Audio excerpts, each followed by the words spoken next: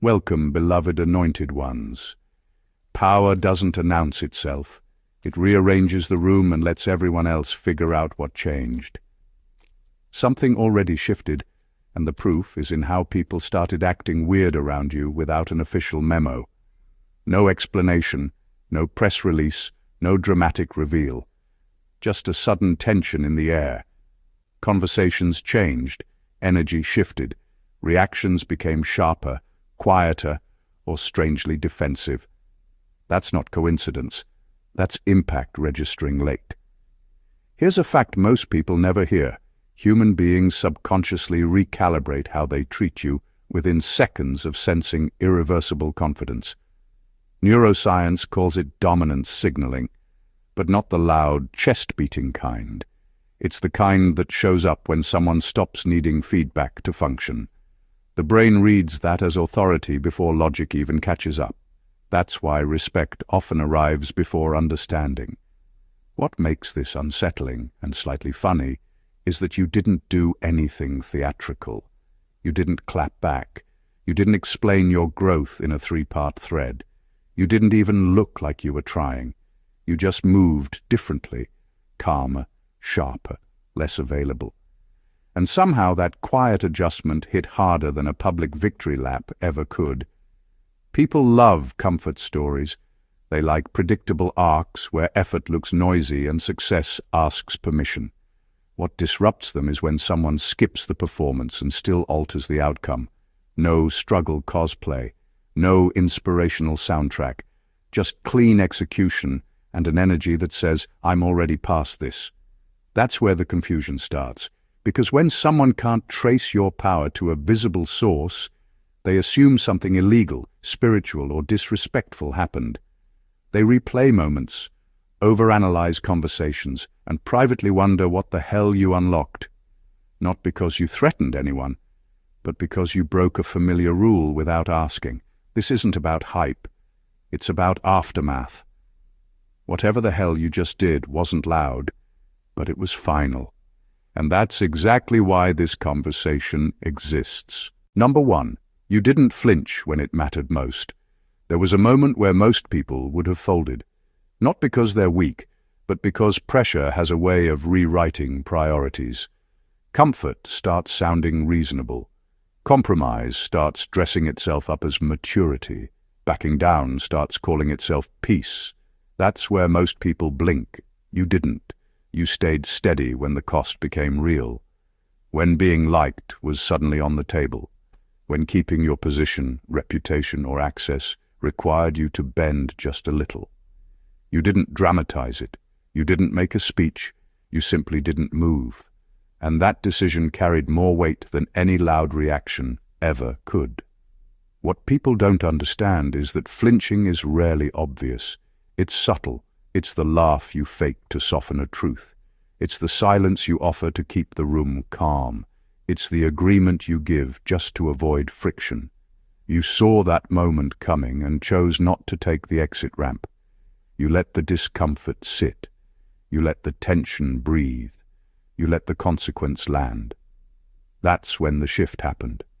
Because people can sense when someone doesn't negotiate with themselves anymore. It registers instantly. The tone changes. The respect recalibrates.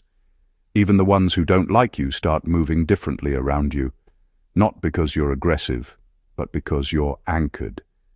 You didn't flinch when expectations tried to corner you. You didn't rush to defend yourself when assumptions formed. You didn't dilute your stance to stay included. You accepted that standing firm might cost you something, and you decided that was fine. That's a level of internal agreement most people never reach. This is why your presence feels heavier now, not louder, heavier. Because you proved, without announcing it, that pressure doesn't own you. And once someone shows that, they don't need to intimidate, persuade, or perform. Their posture alone does the work. That single moment didn't just protect your integrity. It redefined how people file you in their minds. Not as someone to test, not as someone to push, but as someone who doesn't break when it's inconvenient to stay whole. Number 2, you acted without asking for permission. Most people are trained to wait, not because they lack ideas, but because they've been conditioned to look around first. They scan the room, they read the temperature, they listen for approval disguised as advice. Somewhere along the way, movement became something that needed consensus. You broke that pattern. You moved when the signal was internal, not external. You didn't crowdsource your instinct or soften your intent to make it easier to accept. You trusted your own timing, and that's unsettling to people who need reassurance before every step. When someone acts without asking, it exposes how many others were only pretending to be ready. What made it powerful wasn't speed. It was certainty. You weren't reckless or loud about it. You simply stopped waiting for validation to turn into courage. You understood that permission is rarely given in advance. It's granted after results show up. And instead of waiting for the invitation, you became the proof. People noticed, even if they couldn't explain it, because action without approval creates a quiet authority. It shifts dynamics fast. Suddenly, opinions start arriving late. Advice shows up after the fact. The same people who hesitated begin explaining why they knew it would work. That's how you know the move landed. This kind of action also rewires how you see yourself. You stop treating others as gatekeepers to your own momentum. You realize that most rules are social agreements, not actual barriers. Once that clicks, hesitation loses its grip. You stop asking whether you're allowed and start deciding whether it's aligned. That's why this moment stuck with people. You didn't break rules for attention. You bypassed the need for permission entirely. That's different. It tells the world you're operating from internal authority, not borrowed confidence. And internal authority is hard to challenge because it doesn't depend on applause. You didn't wait for the room to agree before you moved. You moved, and the room had to adjust. That single decision repositions you permanently. Because once someone acts without asking, they're no longer seen as someone waiting to be chosen. They're seen as someone who chooses themselves, and that changes everything. Number 3, you absorbed chaos without becoming it. Chaos has a way of finding people who feel responsible for everything around them. It's loud, invasive, and exhausting. Most people react to it with equal parts panic and overcompensation. They yell, blame, or let fear dictate their next move. You didn't. You absorbed the chaos without letting it touch the core of who you are. That's rare, and that's why people notice, even if they can't put it into words. It's not about pretending the storm doesn't exist. It's about moving through it while keeping your center intact. You saw the confusion, the manipulation, the envy, the pressure, and instead of letting it shake you, you contained it. You let the noise exist externally, while internally remaining precise, calm, and unshakable. That's why your presence feels different in a room full of tension, because you're a stabilizer, not an amplifier. Most people underestimate how much impact this has.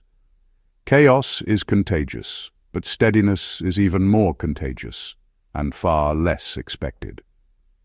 By absorbing what others could not, you forced their own reactions to reflect back on them. Suddenly their panic looks unnecessary.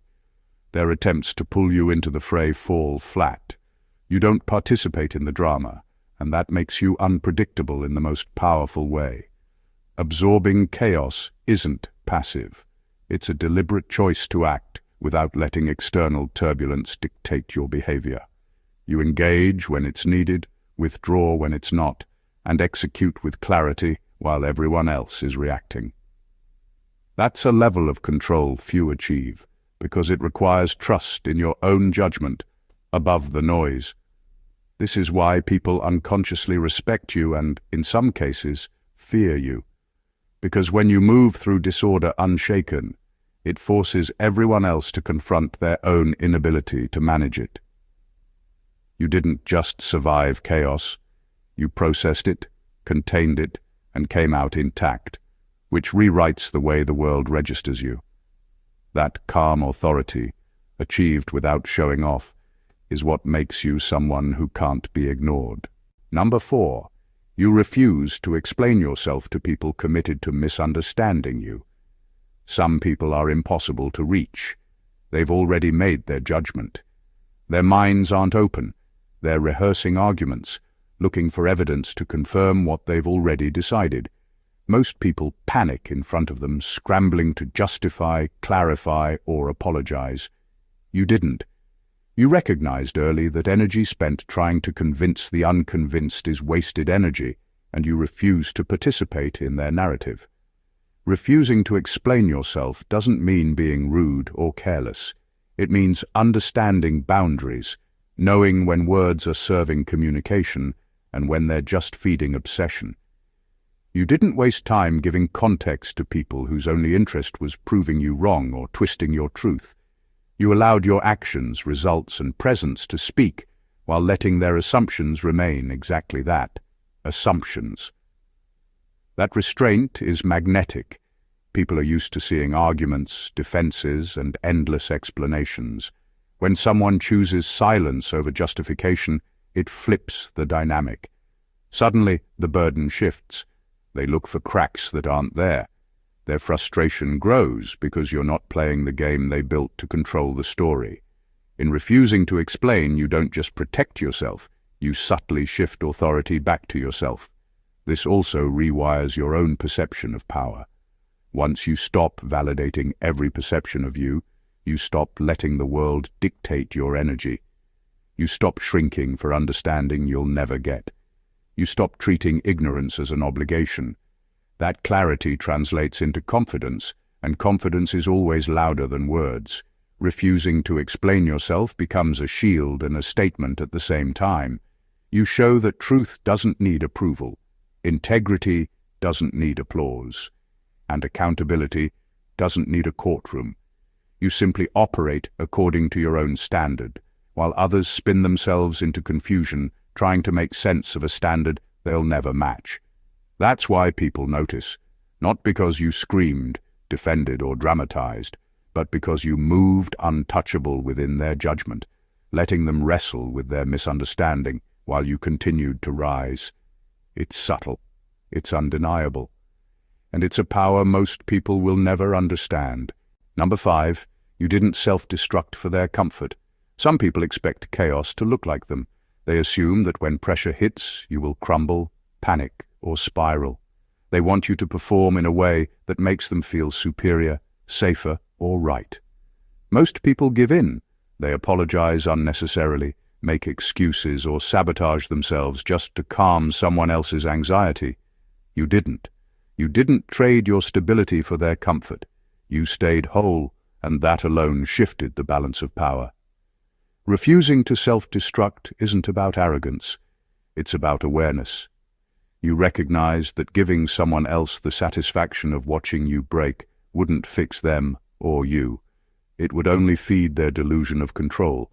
So instead of performing pain or submitting to their expectations, you maintained your center. You let the storm rage outside, but inside you remained unshaken.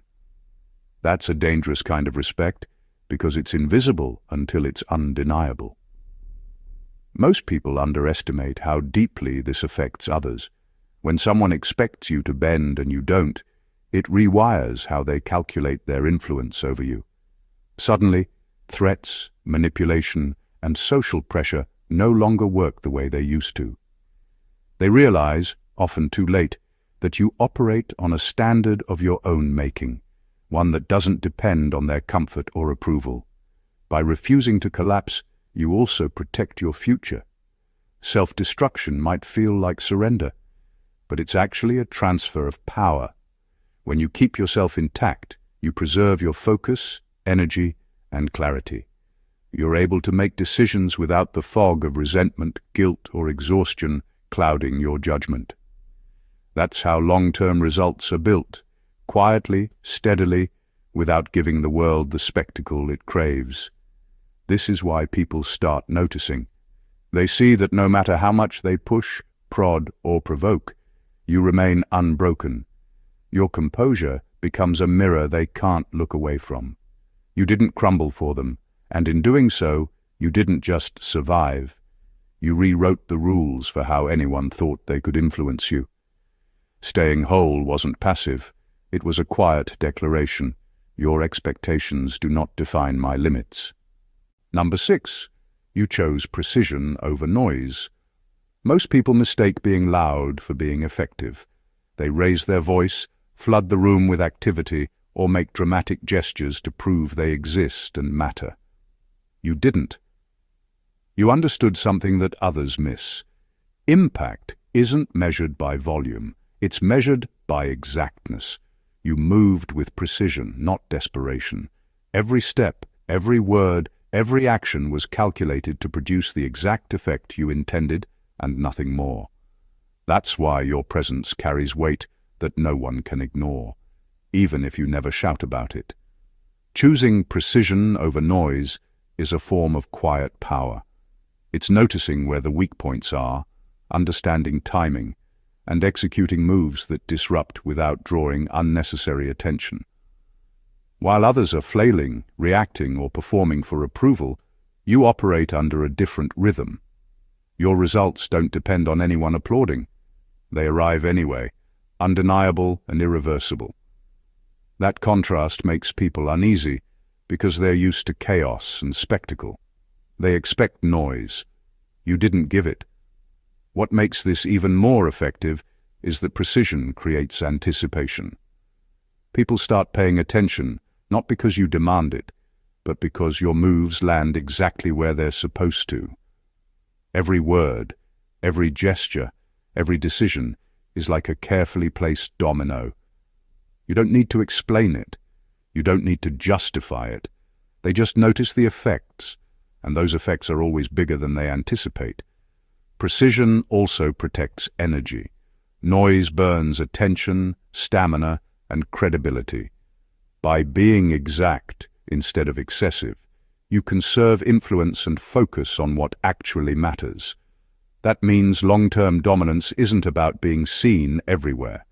It's about being unforgettable in the moments that count. This is why your presence feels different. You're not flashy. You're not performing. You're surgical. And people can sense it even if they can't define it. While others exhaust themselves shouting, spinning, or proving, you operate quietly, deliberately, and with results that scream louder than any act ever could. Choosing precision over noise doesn't just make you efficient, it makes you untouchable in ways most people will never understand. Number 7. You outgrew environments without announcing it. Most people think growth needs a spotlight. They believe transformation requires announcements, explanations, or dramatics to be recognized. You didn't. You didn't make a speech, post a highlight reel, or explain why you were moving differently. You simply stopped fitting where small thinking thrived. You outgrew the environment quietly, naturally, almost invisibly, but the effect was seismic. People noticed the absence of the old version of you before they understood the new one. Outgrowing a space without announcing it is a power move. It signals evolution without performance. While everyone else is busy narrating progress, you simply move past the limitations that held others hostage. Relationships, workplaces, friendships, social circles, they all have invisible boundaries. Most people push against those boundaries with effort or argument, trying to stay relevant or accepted. You didn't. You bypassed them by raising your standard internally, and the environment adjusted whether it wanted to or not. This kind of growth is unsettling to others because it exposes their own stagnation. They see the same people, same habits, same conversations, but you've already leapt forward. The same rules that once applied no longer do. The same influence you once accepted or tolerated is no longer binding. You didn't need to tell anyone you were different. Your choices, your energy, and your outcomes announced it for you. Outgrowing quietly also preserves dignity. You avoid conflicts, explanations, or unnecessary friction. You leave behind only evidence of your evolution, forcing people to reconcile with the fact that you moved past them without resentment or fanfare. That makes your progress look effortless, almost untouchable. By the time anyone realizes you've left their version of the world behind, you're already operating on a plane they didn't know existed. You didn't ask for recognition. You didn't seek applause. You simply outgrew environments that no longer served your expansion, and that's why your presence now feels entirely different, because growth that can't be contained always shifts the rules for everyone else. Number 8. You let results speak without worshipping them. Most people tie their identity to outcomes.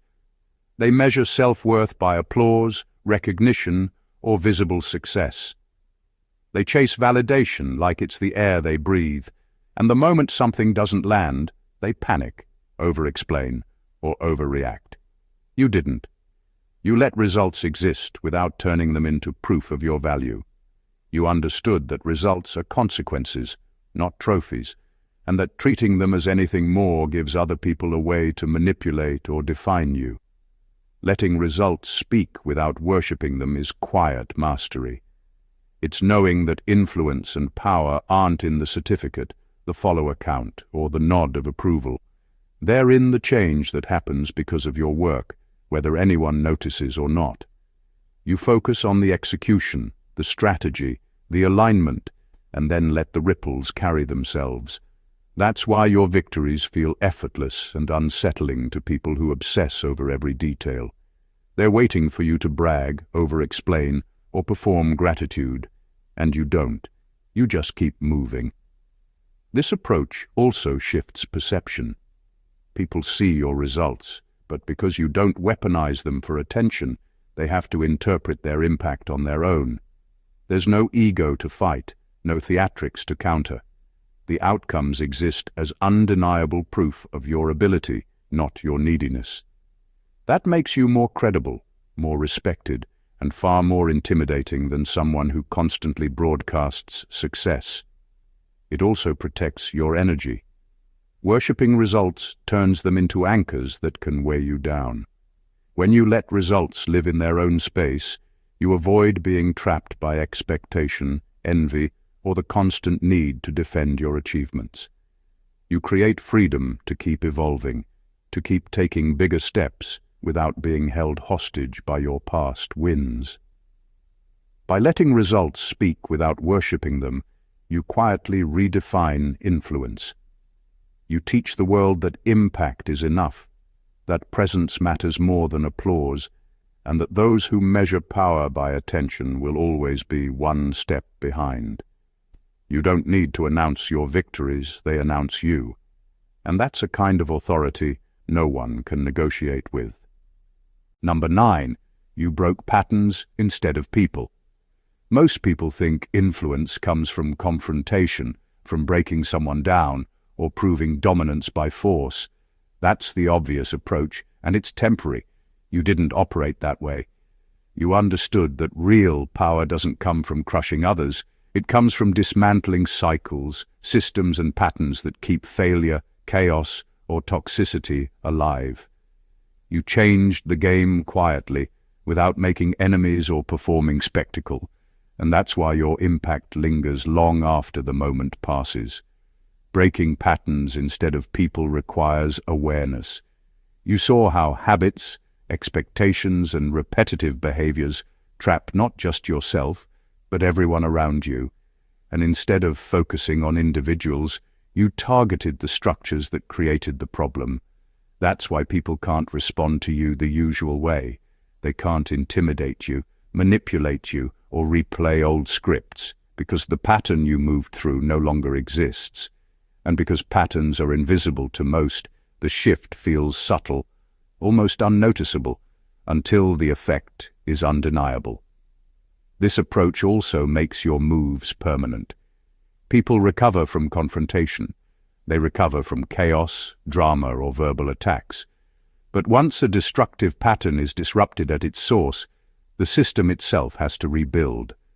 That gives you a kind of authority that no argument, no outburst, and no intimidation can ever challenge. You don't just survive the storm, you change the weather. Breaking patterns instead of people also rewires how others perceive you. They start realizing that control isn't about intimidation, and influence isn't about fear. You showed that the real leverage is in precision, strategy, and awareness. While others get caught up in emotional reactions, you were already moving to the next level. You didn't focus on winning arguments, humiliating opponents, or punishing mistakes. You focused on ending repetition, stopping cycles, and making disruption inevitable. And that's why your presence now carries weight. It's quiet, it's calculated, and it's permanent.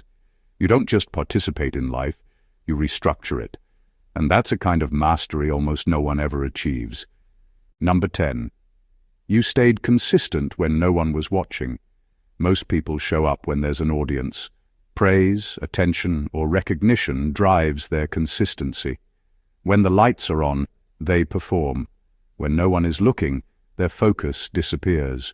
You didn't operate that way. You maintained your standards, your discipline, and your energy regardless of who was paying attention.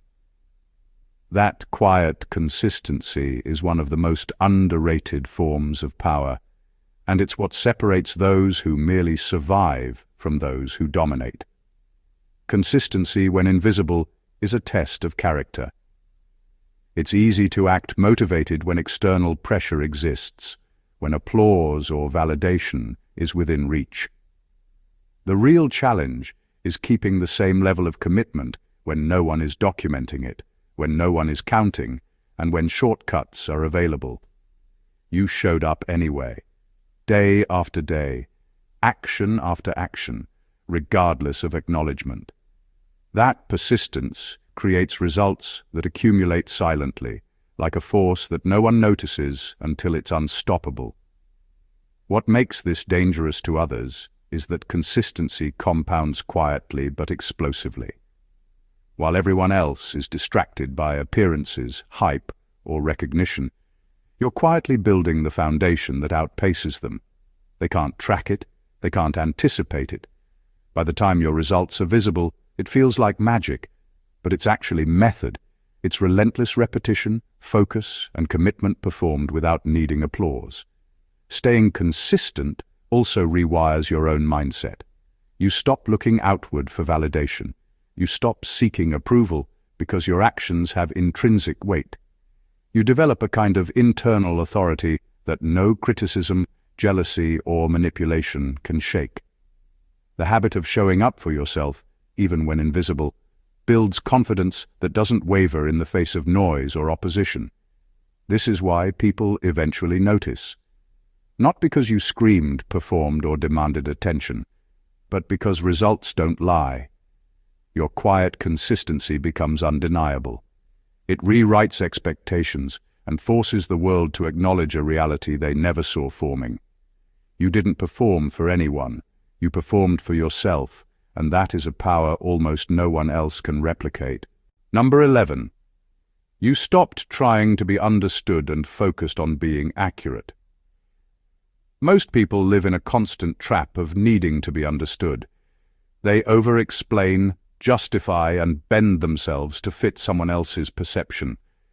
They confuse clarity with truth, assuming that if everyone agrees, their position is solid. You didn't play that game. You stopped trying to force comprehension and focused instead on being accurate, precise, and correct in your actions, decisions, and words. That shift alone changes everything about how people perceive and respond to you. Accuracy over understanding is a subtle but deadly kind of power. It's not flashy. It doesn't rely on applause, validation, or agreement. It operates under a simple principle. Truth doesn't require approval.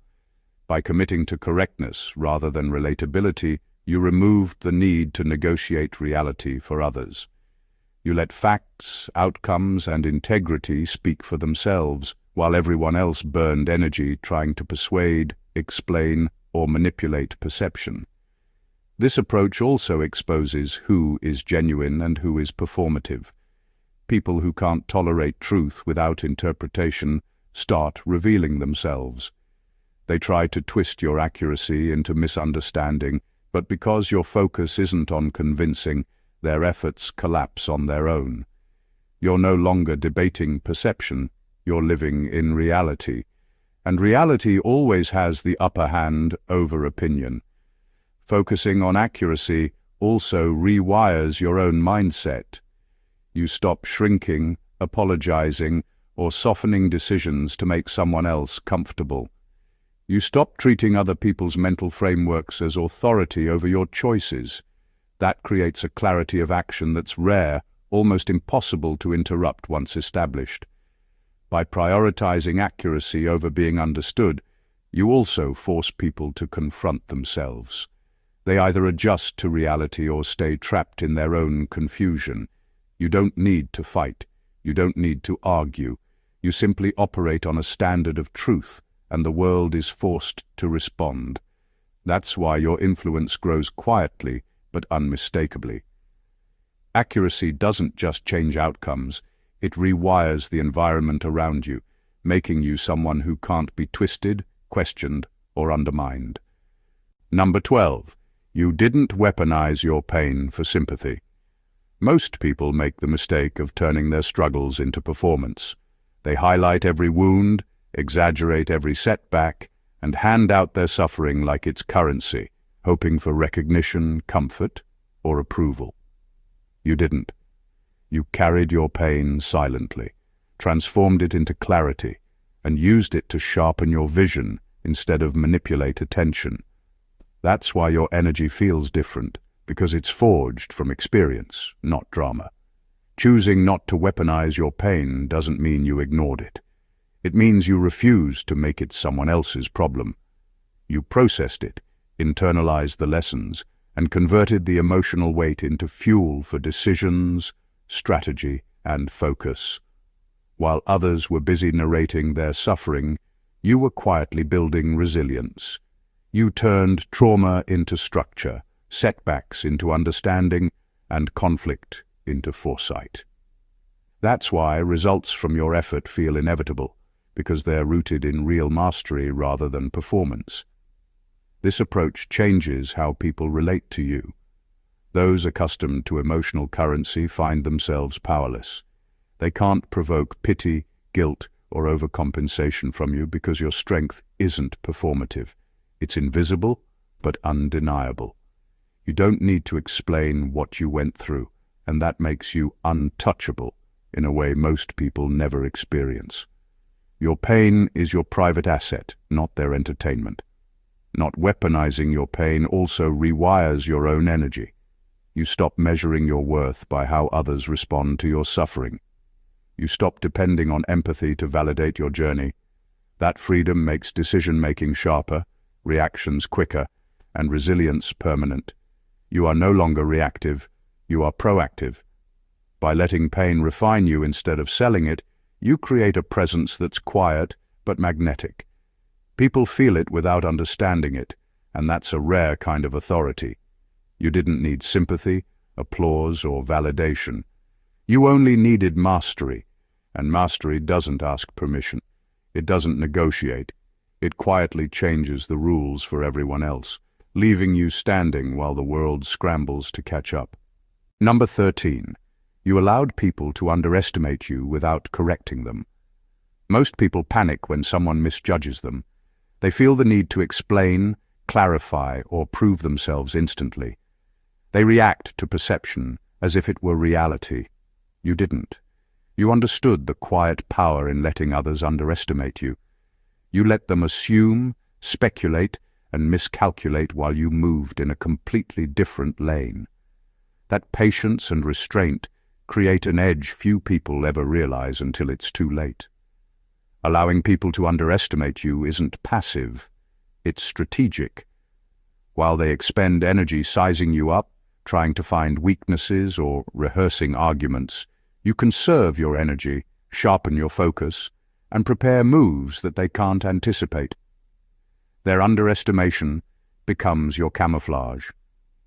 They think they know the terrain, but the map you're following exists somewhere they've never been invited to read. That gives you freedom to operate, execute, and dominate without interference or unnecessary attention. The power of this is psychological. People rarely stop to analyze why their assumptions fail. They just react to the results. And by then, it's too late. You've already set the pace, and the underestimated force they ignored now reshapes their expectations entirely. That shock factor is what separates you from anyone chasing recognition or constantly proving themselves. You don't need to defend your position. The effect of your actions does it for you. This approach also rewires your own perception of influence. When you stop worrying about how others see you, you stop giving them control over your energy. You make decisions according to your vision, not their opinion. That clarity of intent is rare, and it compounds over time. By letting others misjudge you, you turn underestimation into a weapon. People's assumptions become irrelevant, and you move untouchable, unnoticed and unbothered. You don't announce your strength. You don't brag about capability. You act quietly, deliberately, and effectively. And when the truth finally hits them, it hits harder because they thought they had a read on you. That's the power of restraint, patience, and letting results do the talking while everyone else is still guessing. Number 14. You finished what others only talked about surviving. Most people spend their lives narrating survival like it's a badge of honor. They talk about the storm, the struggle, the drama, but when it comes to crossing the finish line, very few actually get there. You didn't just survive, you completed the journey. You didn't linger in the chaos or decorate the pain with excuses. You saw the challenges, faced them fully, and carried yourself to the other side, intact and stronger. That distinction is subtle but seismic, and it's what separates someone who simply exists from someone who leaves a mark. Finishing what others only talk about requires grit, focus, and an almost stubborn refusal to settle for half measures. While others are busy rehearsing their struggle for attention or validation, you were moving quietly, step by step, refusing shortcuts, refusing compromise, refusing to let fear dictate your next move. You transformed obstacles into milestones, turning moments that would have broken others into tools for growth and strategy. That's why your progress feels unstoppable. It's not performative, it's built on completion. People underestimate what finishing looks like because most are conditioned to equate survival with noise and drama. They expect chaos, excuses, and emotional displays, but your completion is silent, clean, and absolute. It carries weight precisely because it's unannounced. By the time anyone realizes the journey is over, the results are undeniable. You didn't need applause, you didn't need explanation. You simply arrived where most couldn't even commit to walking. Finishing also rewires perception. Not just theirs, but yours. You no longer see challenges as endless cycles of struggle, but as gates with clear exits. You stop replaying failure in your mind because you understand what it means to see the process through. That certainty creates a kind of authority no one else can replicate, because it isn't performance, it's fact. You didn't just survive. You completed. You transformed struggle into results, chaos into structure, and pain into mastery. That's why your presence now feels different, undeniable, and quietly intimidating. You aren't just part of the story. You're the part everyone else wished they had the courage to finish. Everything we've gone through here paints one clear truth. Whatever the hell you just did, it wasn't small, accidental, or unnoticed. From refusing to flinch under pressure to moving without asking for permission, from absorbing chaos without becoming it to breaking patterns instead of people, every single action you've taken tells a story of someone operating on a completely different level. You didn't seek validation. You didn't perform for approval, and you didn't sacrifice your integrity for comfort. You moved deliberately, quietly, and with a precision that most people will never understand. And yet the results are undeniable. You've outgrown environments silently, allowed others to underestimate you, transformed pain into power, stayed consistent when no one was watching, and finished what others only talked about surviving. Each choice you made, each boundary you held, and each principle you refused to compromise on has accumulated into something that speaks louder than any words ever could. It's the energy you carry, the confidence that refuses to be shaken, and the results that arrive whether anyone applauds or not. That's why you're the motherfucker. That's why people feel the shift around you, even if they can't define it. That's why your presence now carries weight, authority, and undeniable influence. This isn't just about survival, clever moves, or personal victories. It's about mastery. Mastery over yourself, your environment, and the energy you allow in your space.